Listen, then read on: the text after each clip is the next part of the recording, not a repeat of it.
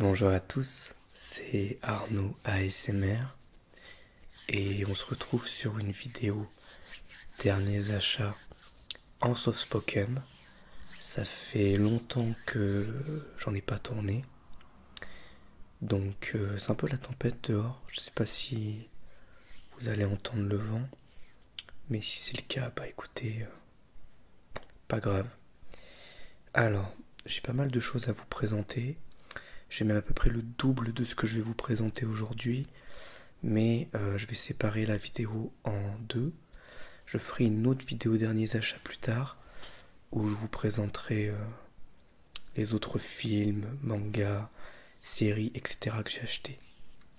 On commence avec un coffret que j'ai reçu hier. Il s'agit de Dragon Ball Box 1 Blu-ray, donc c'est les épisodes 1 à 68. Malheureusement, un petit peu abîmé, mais c'est normal, c'est parce que, regardez, le carton est extrêmement fin. C'est dommage. Et je l'ai payé 65 euros. 65 euros commandé sur Amazon. J'ai beaucoup dépensé ces derniers temps. Intégral box 1, épisode 1 à 68. Sangoku est un petit garçon doté d'une force impressionnante et d'une mystérieuse queue de singe. Il va faire la rencontre de la jeune Bulma qui est à la recherche des 7 Dragon Ball, des boules de cristal magiques qui permettent, si elles sont réunies, d'invoquer le dragon Shenron. Proposant alors d'exaucer un souhait, ensemble, ils partent en quête des Dragon Ball, rencontrant en chemin des nouveaux amis mais également de nombreux adversaires. Donc c'est une édition intégrale non censurée et remasterisée. Très très très belle qualité d'image. Je vais vous montrer l'intérieur d'un des coffrets. Voilà, donc ça se présente comme ça. Là, voilà. C'est deux digipacks comme ça. Je vais vous montrer le deuxième.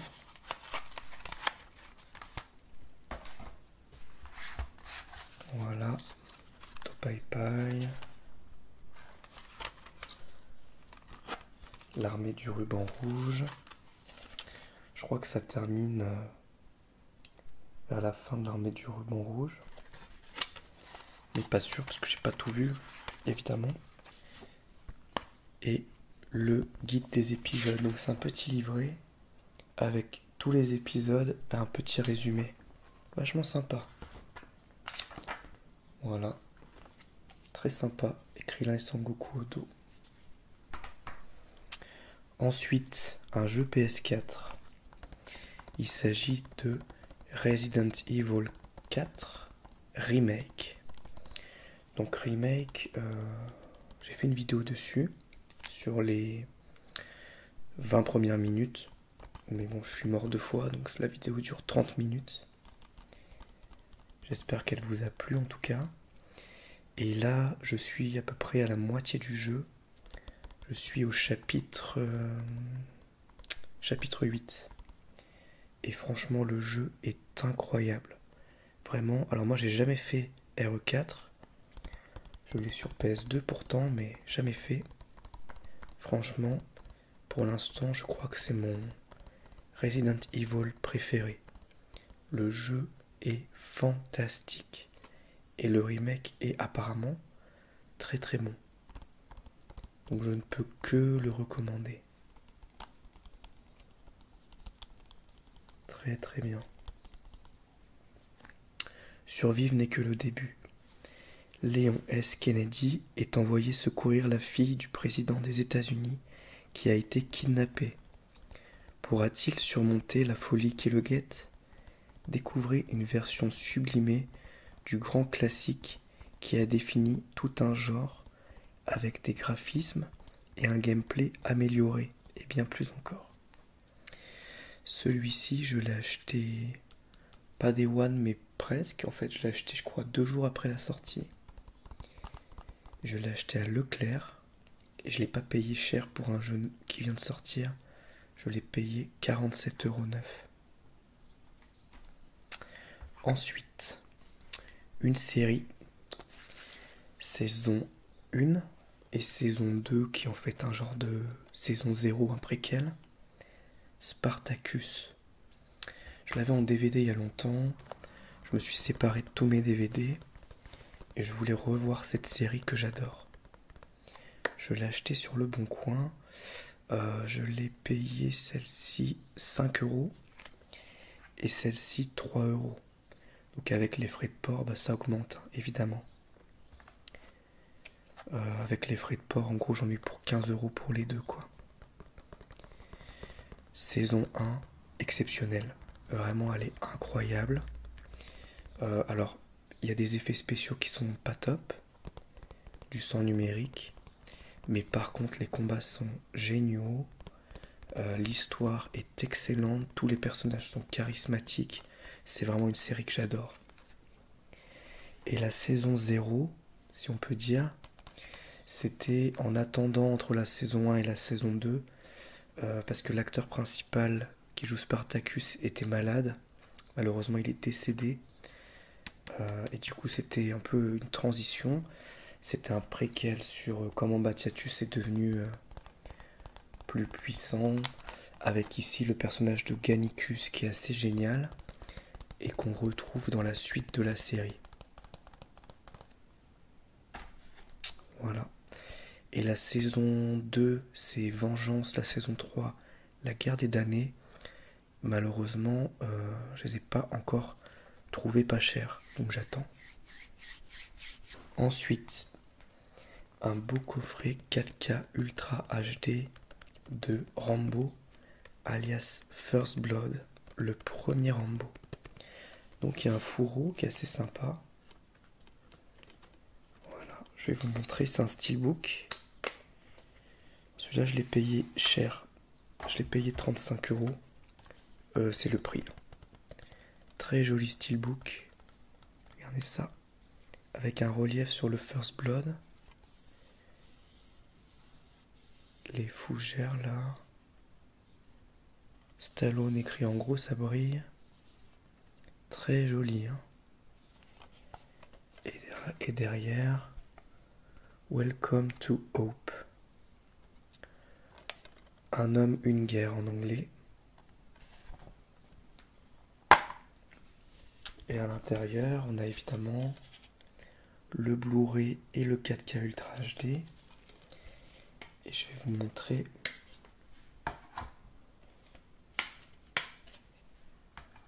l'image que j'adore, qui est, je crois, ma scène préférée du film. Excellent, excellent, excellent, excellent. Alors en plus de ça, je l'ai pris aussi pour une raison. Je vais vous montrer. Il y a un livret, un très joli livret, assez conséquent. Hein. Il y a beaucoup de pages, avec évidemment des photos. Des photos, voilà. Et plein d'infos sur le film. Franchement, génial. J'ai pas encore fini de le lire. C'est vraiment un petit bouquin en fait hein, sur le film. Génial. Une dernière image vers le début du film. Et ce Rambo First Blood, bah, ça fait partie de mes films préférés. Je pense que c'est dans mon top 5. Top 5 de mes films préférés. J'aime bien les suivants, mais celui-ci, il est vraiment très au-dessus. Hein. John Rambo, ancien combattant du Vietnam, erre à la recherche de ses anciens compagnons d'armes. Il est arrêté pour vagabondage. Emprisonné et maltraité, Rambo s'enfuit dans les bois. Traqué comme une bête, tous les moyens sont déployés pour le retrouver. En bonus, l'héritage de Rambo 40e anniversaire, le chasseur et le chassé composaient la musique, commentaire audio de Stallone et David Morrell, Rambo symbole des années 80, devenir Rambo, making of, fin alternative, scène coupée, outtake, restauration, documentaire sur la guerre du Vietnam, formation des héros et bande-annonce originale. Très très bien. Donc un très beau steelbook, un très beau coffret et du 4K Ultra HD. C'est très très bien. Un autre coffret, ça c'est les éditions Titan of Cult, comme le Space Jam que je vous avais montré. Orange Mécanique en 4K Ultra HD. Malheureusement, c'est des coffrets qui sont assez fragiles, mais à l'intérieur, il y a un steelbook. Donc le jour où il s'abîme, bah tant pis, je garde que le steelbook. Hein. Déjà, il y a un petit effet de relief qui est sympa. Il y a des pins à l'intérieur. Donc il y a 2 petits pins qui sont des symboles du film. Et le deuxième, est-ce que ça fait une mise au point? Ouais, pas trop, hein. C'est pas grave. Et le steelbook que je trouve très joli, que voici. Il n'y a pas écrit Orange Mécanique sur la face avant. On a l'œil avec le chapeau, les droguises. Au dos, on les revoit avec leur ombre. Je crois que ça c'est la scène où ils arrivent pour frapper un sans-abri. Et sur le côté, A Clockwork Orange, Stanley Kubrick. Très très bon film et la restauration est magnifique. Franchement, génial.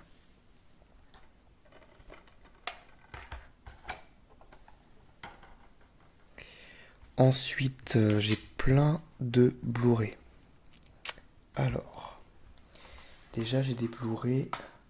J'en ai un qui vient de Nose. On va commencer par celui-là. Psycho Gorman. Psycho Gorman, c'est un genre de mélange entre un film teenage et un film d'horreur science-fiction. C'est un gros délire. Je vous montre les images derrière. Mais j'ai adoré. J'ai passé un super moment. Ça se prend pas du tout au sérieux. C'est très gore. C'est assez drôle. Et je vais juste vous lire le synopsis. Dans le jardin de leur pavillon de banlieue, la tyrannique Mimi et son frère Luc découvrent la tombe d'un seigneur de guerre extraterrestre endormi qu'ils vont appeler Psycho Gorman, dont le seul but est de détruire toute existence dans l'univers. La pierre magique qu'ils trouvent dans la terre leur permet de le contrôler.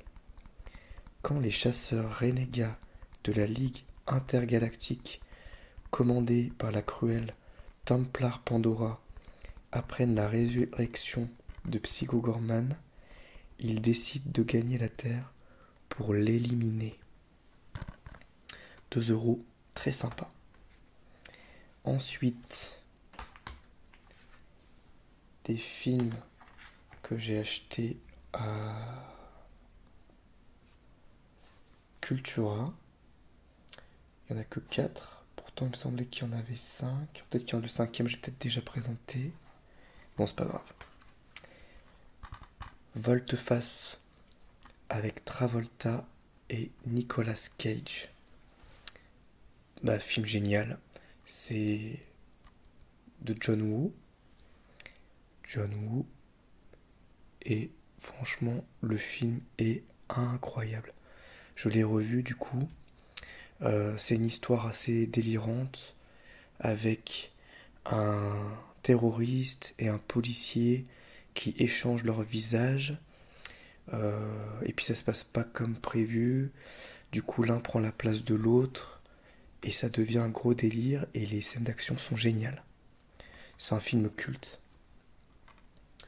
On a L'échelle de Jacob, un film d'horreur qui est vraiment de l'horreur psychologique Euh, c'est particulier, j'ai beaucoup aimé.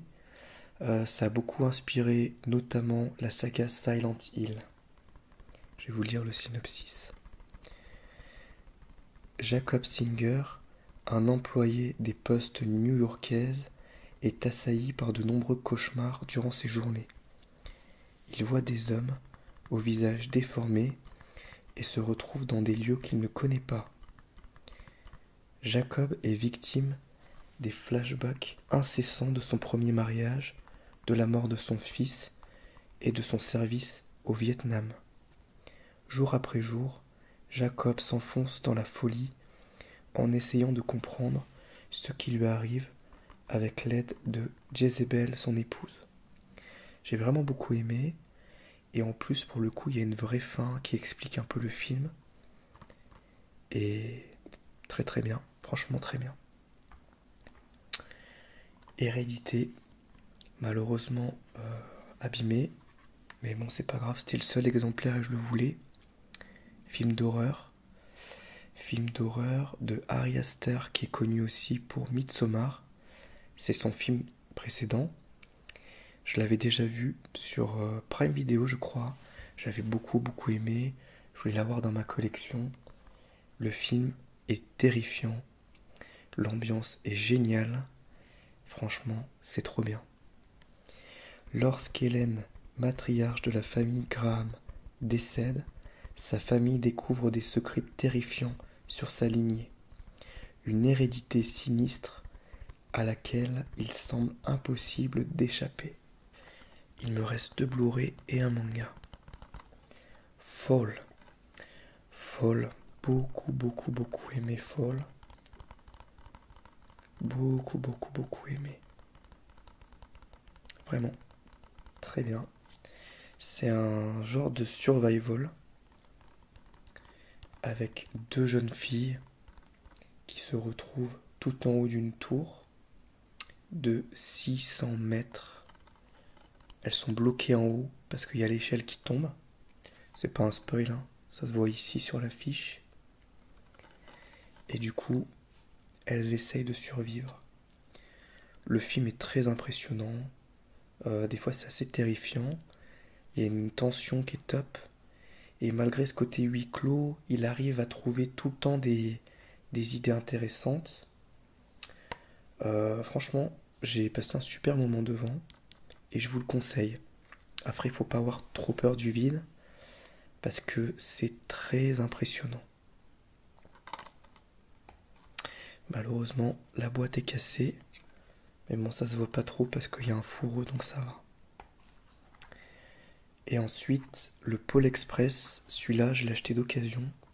Je l'ai payé, je sais plus, 2 euros. Ouais, c'est ça, 2 euros. Dans un vide-grenier permanent. Un genre de magasin cash, on peut dire. Le Pôle Express, que j'ai regardé avec mes enfants, du coup. Alors, on n'est pas du tout en période de Noël, donc j'ai insisté, je n'arrêtais pas de leur dire. On n'est pas à Noël, hein. Noël, c'est dans longtemps. Mais bon. Génial, j'ai adoré. Je le connaissais pas, je l'avais jamais vu. J'ai passé un très bon moment. Le film est magnifique. Esthétiquement, il reste assez beau, malgré l'époque où il a été tourné. Son histoire est géniale. C'est Robert Zemeckis, hein, rien de moins, qu'on ne présente plus. Hein. Retour vers le futur notamment. Et il y a plein de bonus. Excellent. Et ensuite, Adieu Eri, un manga one shot, donc intéressant. Hein. Si vous voulez pas vous lancer dans des collections de mangas trop longues, ça se lit en un seul tome. De Tatsuki Fujimoto, l'auteur notamment de Chainsaw Man, mais aussi bien évidemment de Fire Punch. Donc Adieu Eri, c'est quoi? Je vais vous lire le synopsis. Je veux que tu me filmes jusqu'à ma mort. Yuta, adolescent mordu de cinéma, accomplit cette dernière volonté de sa mère avec un brio explosif. Dépité par la réception de son court-métrage, il s'apprête à en finir à son tour, lorsqu'il rencontre Eri. Cinéphile comme lui, la mystérieuse jeune fille va inspirer Yuta et l'aider à réaliser un nouveau film. Après Look Back, que j'ai pas lu, Tatsuki Fujimoto revient explorer la frontière floue entre réel et fiction pour livrer dans ce troublant court-métrage dessiné une vibrante déclaration d'amour au 7e art. J'ai beaucoup aimé. Je vais vous montrer un peu les dessins. Voilà. Franchement, beaucoup aimé. C'est génial. Et je l'ai lu d'une traite. Quand je l'ai commencé, je l'ai quasiment... J'ai tout lu en, je pense, 1 heure.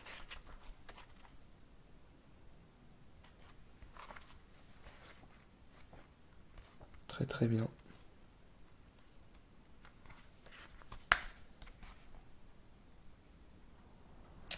Voilà, Adieu Eri de Tatsuki Fujimoto.